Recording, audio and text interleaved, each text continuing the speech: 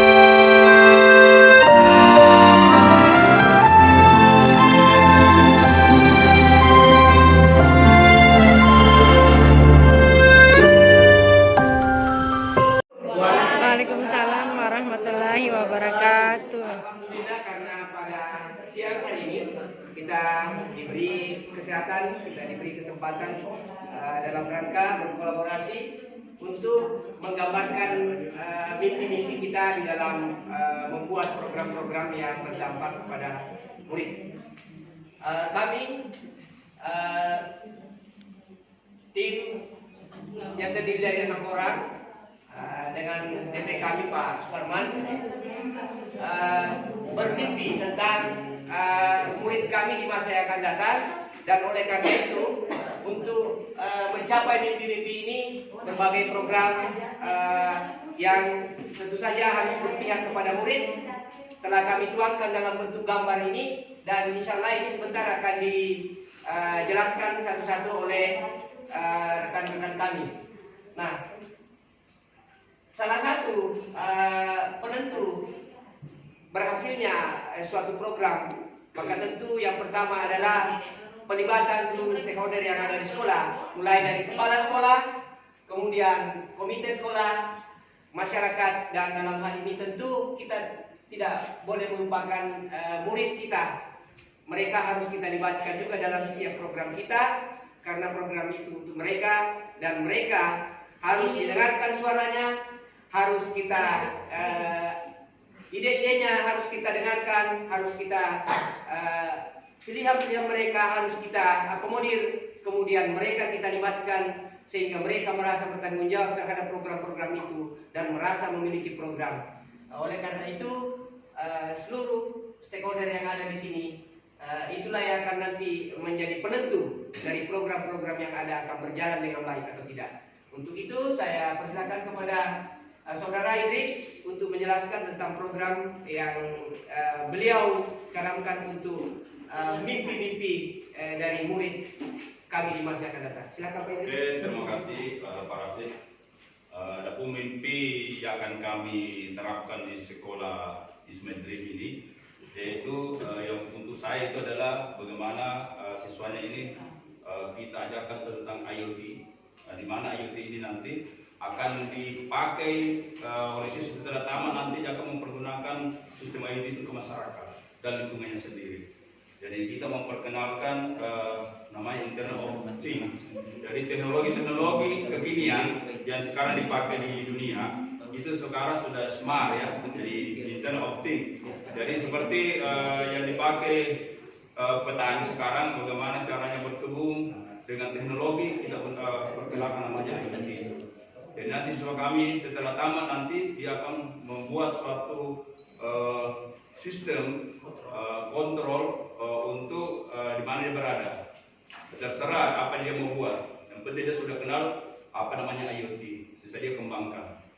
Oke, itu mungkin Saya tambahkan sedikit dari Pak Idris. Jadi sistem Internet of Things ini adalah suatu sistem di mana kita bisa mengontrol sesuatu itu dari jarak yang jauh. Jadi tidak lagi sekarang kita terbatas oleh ruang dan waktu. Jadi misalnya Pak Idris berada dalam perjalanan tapi dia lupa mematikan lampu di rumahnya, maka melalui kontrol ini dia bisa matikan lampu yang ada di rumahnya. Yang lupa juga, misalnya Pak Idris bisa membuat lagi, misalnya untuk pengamanan rumahnya misalnya, ya, jika terjadi peningkatan suhu yang begitu besar, maka akan keluar tanda bahwa apakah dia berupa bunyi atau berupa getar atau apa, sehingga ini akan terjadi kebakaran. Atau misalnya Pak Idris bisa membuat suatu sistem, misalnya kalau Pak Idris berada di luar sana tetapi dia punya jemuran, tiba-tiba turun hujan, maka secara otomatis jemuran itu akan bergerak masuk. Warahmatullahi wabarakatuh. Yang namanya kehidupan itu pasti ada akhirnya. Kita itu hidup di dunia ini hanya sementara, dan bekal untuk menuju akhirat itu bagaimana kita menciptakan murid yang religius. Allahu Akbar. Bagaimana dalam pelajaran Pancasila ada beriman, bertakwa kepada Tuhan Yang Maha Esa. Kami melakukan atau membentuk sebuah program bagaimana murid menjadi istilahnya paling minimal itu menjadi ustaz. Ya. Kami tidak semuanya jadi ustaz. Jadi untuk mengatur apa namanya menceramah murid-murid yang nakal, nanti di sini ada.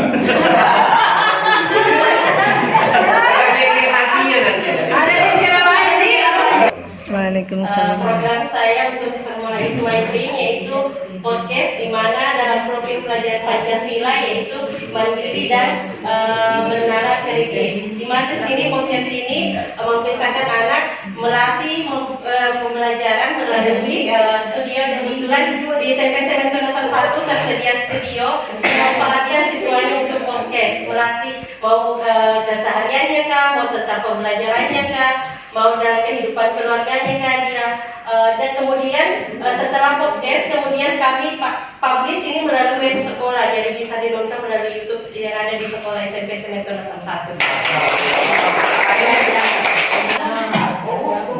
Di sini kami mengambil program baca nyaring tiap hari Rabu.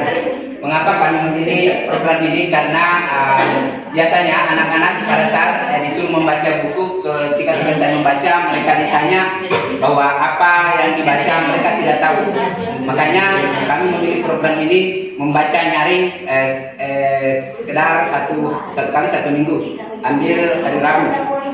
Setelah membaca diharapkan karena membaca nyaring diharapkan anak-anak semua dapat memahami apa yang dibaca oleh rekannya itu. Ini yang kami sebut dengan baring tiara, baca nyaring tiap Rabu. Oke, timnya.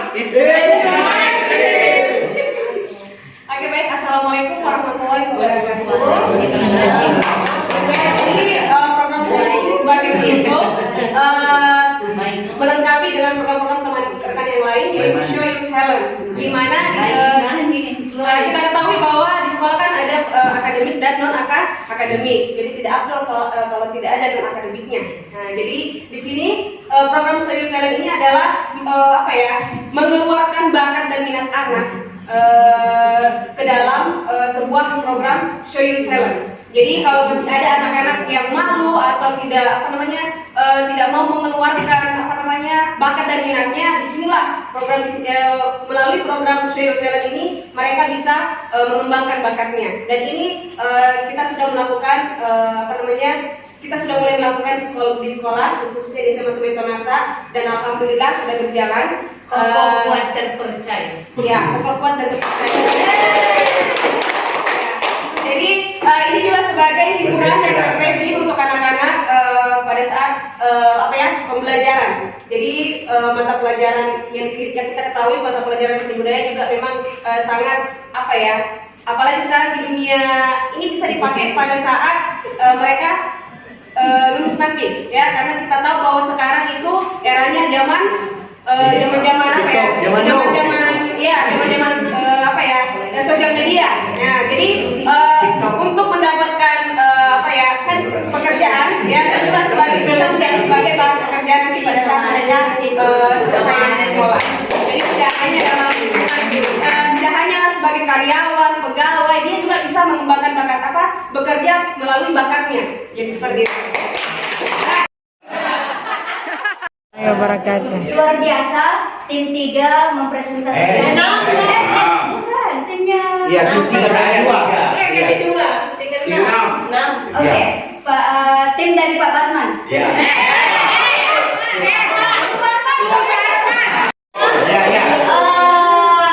Sangat realistis dengan kondisi sekarang. Yang saya ingin tanyakan ini terkhusus ke program dari Pak Idris. Karena kita tahu memang ini zaman semuanya serba digital teknologi. Nah,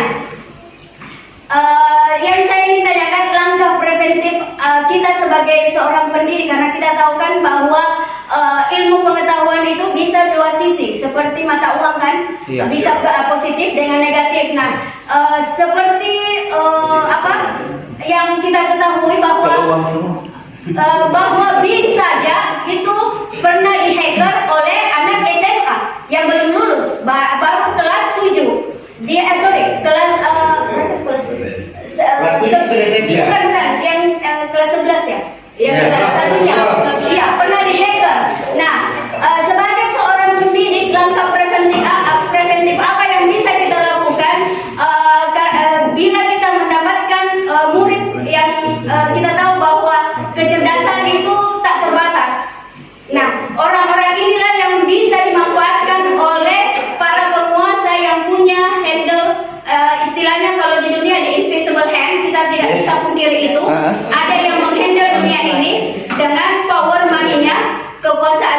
Nah, bagaimana kita sebagai seorang pendidik untuk apa istilahnya menangkal anak kita itu tidak berdampak nantinya hasilnya program itu ke yang negatif. Terima kasih. Oke, thank you. Oke. Silakan. Pertanyaannya, jadi saya akan menjawab. Tentunya untuk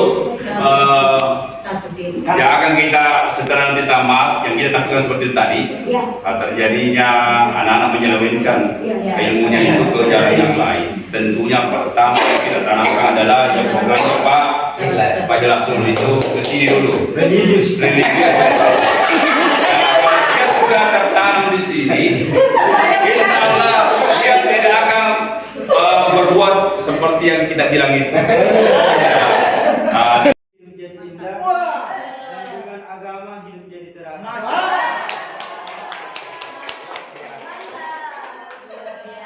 Kita kasih tepuk salut.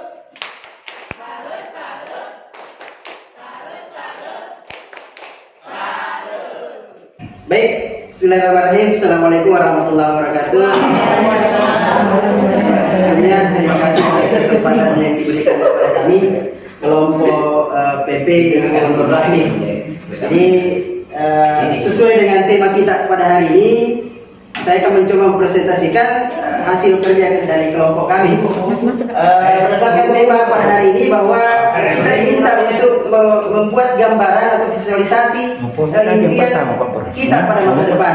Jadi pada dasarnya jika kita dikatakan impian itu sebenarnya belum terjadi sekarang, tapi apa yang kita angan-angankan yang akan kita cita-citakan di masa depan terjadi, kita visualisasikan di sini. Jadi saya mulai menjelaskan dari bawah dulu. Cita-cita yang kami visualisasikan pertama itu bagaimana nanti kedepannya ada sekolah yang kelihatan cukup menyenangkan bagi murid.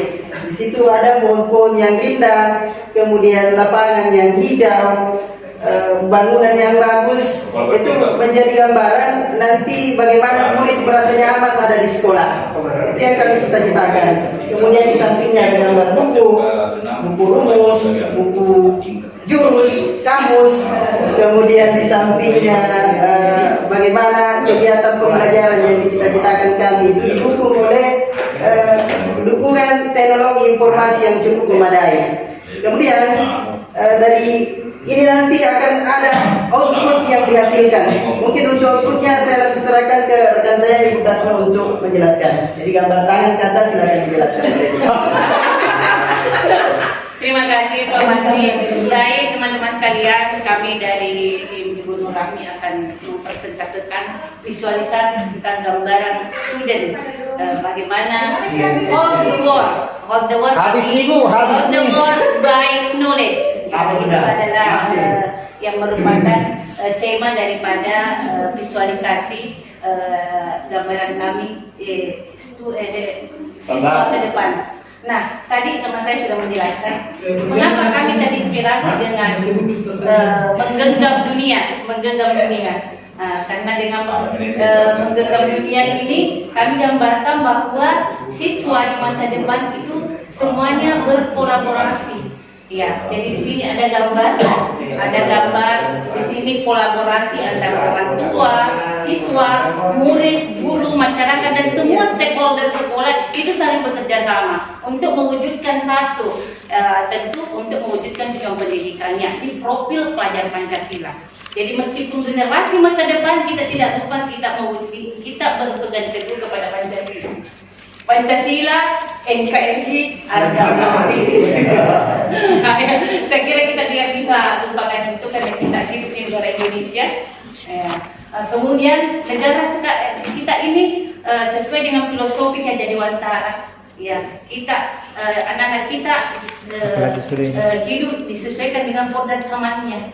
Jadi di sini tampak kami sengaja memberikan gambar yang cukup variatif. Ada generasi masa depan itu adalah generasi digital, ada tiktokers, generasi youtubers, bahkan generasi ilmuwan, dokter, nurse.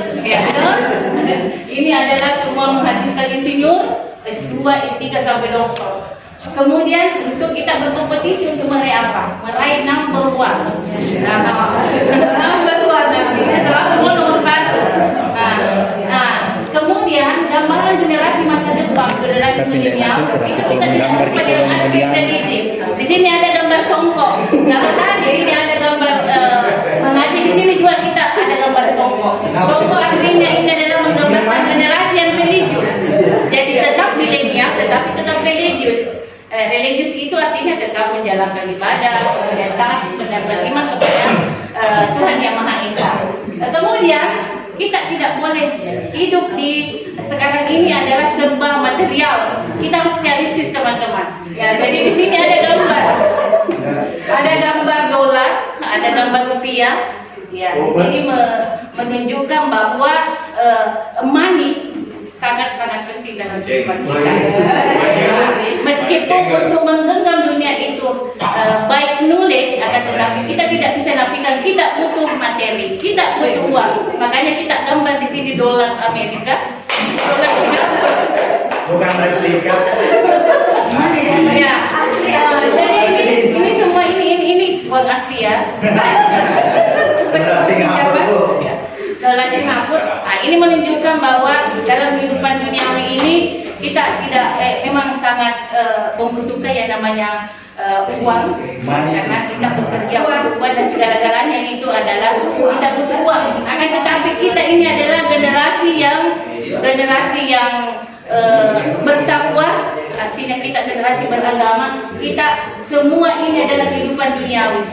Ya, dan kita gambarkan di sini visualisasi kita bahwa akhirnya kita akan kembali.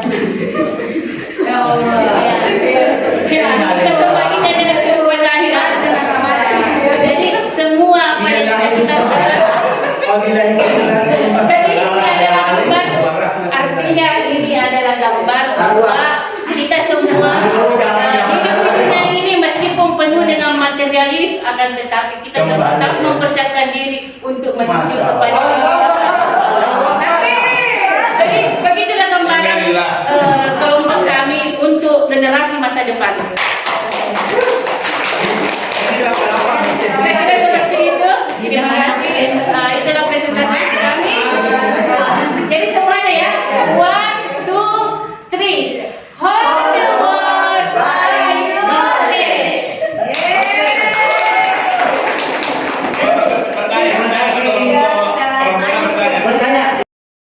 Jika kita ingin menggenggam dunia, tentunya kita mempunyai langkah-langkah, perlu proses dan apa yang melatar belakangi, sehingga kita butuh namanya prakarsa perubahan untuk mencapai kehidupan kita itu. Jadi singkat saja, kalau waktu sudah memasuki waktu dulu, saya hanya ingin sedikit dipaparkan salah satu programnya untuk mencapai tujuan dari apa tadi impiannya, seperti bagaimana membentuk karakter anak, bagaimana anak bisa mampu dalam pengetahuan dan teknologi, bagaimana religiusnya, karakternya dan sebagainya. Seperti itu. Terima kasih. Ya, artinya dia butuh karakter. Pertanyaannya mungkin pertanyaannya bisa langsung dijawab oleh rekan kami. Saya persilakan kepada Ibu Ade. Silakan. Baik, terima kasih atas kesempatan yang diberikan oleh moderator. Jadi salah satu program atau satu langkah yang kami rencanakan untuk mendapatkan generasi ini kan ada sekolah, jadi sudah tertata dengan rapi mulai dari pertama masuk di sekolah. Inilah program itu atau langkah itu dibuat dikembangkan. Dan kalau salah satu contohnya adalah kalau literasi baca buku. Jadi ini adalah salah satu program yang bisa dikembangkan dengan membuat program literasi. Jadi anak-anak akan membaca, banyak membaca itu akan menambah pengetahuannya, kemudian akan menjadikan anak tersebut intelektual. Dari literasi ini bukan hanya literasi buku ya, yang kita terapkan juga literasi Al-Quran. Jadi yang didapatkan bukan hanya pengetahuan semata saja untuk menjadi nabi, jadi pengetahuan agamanya pun bertambah. Jadi literasinya itu kita kembangkan melalui program-program yang berdampak positif pada murid, yaitu mulai melibatkan murid menjadi pengelola dalam literasi sendiri. Seperti itu. Mungkin bisa ditambahkan oleh Terima kasih. Ya, salah satu program yang pernah kami canangkan di pada saat kolaborasi ya, yaitu tentang literasi digital. Tim kami membuat majalah. Kalau yang di sekolah yang biasa kan mading, majalah dinding. Kalau kami melihat generasinya adalah eranya sekarang digital, jadi kami mata sekolah ya.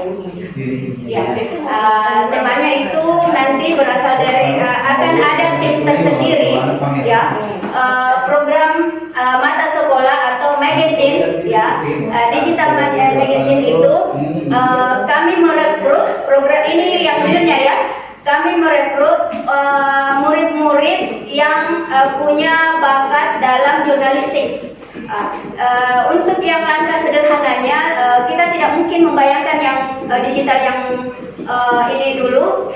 Kita mungkin berangkat dari yang dalam bentuk WA yang terkirim. WA itu secara sederhananya. Nantinya ini akan berkembang lebih, bukan hanya untuk di sekolah nantinya.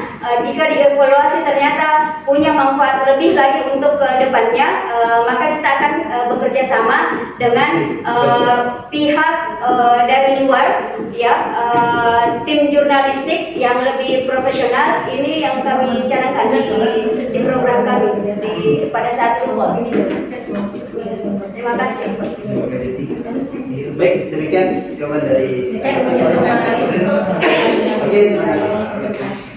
Pemilihan topik wanita. Oke, silakan Pak Taufik Hidayat, Hidayat itu. Ada kelas ya, ada teman yang mau kelas. Closing, silakan closing. Oke, untuk hari ini terima kasih karena sudah teman-teman dari PP Ibu Rahmi sudah serta-serta organisasi dari gambar yang ada. Untuk itu terima kasih untuk teman-teman pertanyaannya dan bantuannya. Terima kasih dari kelompok Kelompok PP. Ibu Rahmi. 1, 2, 3, hold the ball, Terima kasih. Jempol, jempol. Jempol, jempol. Jempol. Kalau saya jempol besar. Oke, bismillahirrahmanirrahim. Assalamualaikum warahmatullahi wabarakatuh. Kami dari tim 3 PP dari Andi Ibu Nurdia. Kali ini kita akan memaparkan program kami adalah Gerobak Baca ya. Nah, Gerobak Baca ini adalah salah satu program impian kami untuk kedepannya bagaimana siswa melek akan literasi. Jadi selama ini anak-anak hanya bagaimana membaca di pojok baca atau hanya membaca di perpustakaan. Kali ini kita modifikasi bagaimana anak bisa tertarik, interest terhadap program yang ada. Anak-anak bisa tertarik untuk membacanya ya, minat membacanya, maka kami membuat program Gerobak Membaca. Seperti apa Gerobak Membaca itu akan dipaparkan oleh rekan kami Ibu Andi Yunila. Baik, terima kasih. Bapak Ibu, tadi dari kelompok 1 dan kelompok 2 memaparkan begitu banyak program, sedangkan kami mengkhususkan hanya satu program saja. Di sini Gerobak Baca, kita kembali ke latar belakang sehingga muncul program ini. Melihat fenomena sekarang di mana anak-anak hanya memegang handphonenya, hanya main game, hanya main-main saja. Bagaimana kita menumbuhkan minat baca mereka dari dalam? Bagaimana kita meningkatkan minat mereka untuk literasi di sekolah, baik di sekolah atau di rumah? Dari sini Gerobak Baca yang kami programkan di sini, ini dibuat sebuah gerobak yang isinya buku-buku yang dari hasil kita mendengar suaranya siswa dari choice ya, dari voice dulu, lalu kita mendengarkan pilihan mereka, buku-buku apa saja yang mereka ingin baca, dan nanti kita melihat kepemilikan mereka terhadap gerobak baca ini. Gerobak baca ini programnya di mana diletakkan di beberapa tempat yang strategis bagi mereka untuk membaca dan menumbuhkan minat mereka. Yang pertama, dari gerobak baca ini impian yang akan kami impikan, yang akan kami wujudkan itu yang pertama untuk orang-orang atau komponen yang ada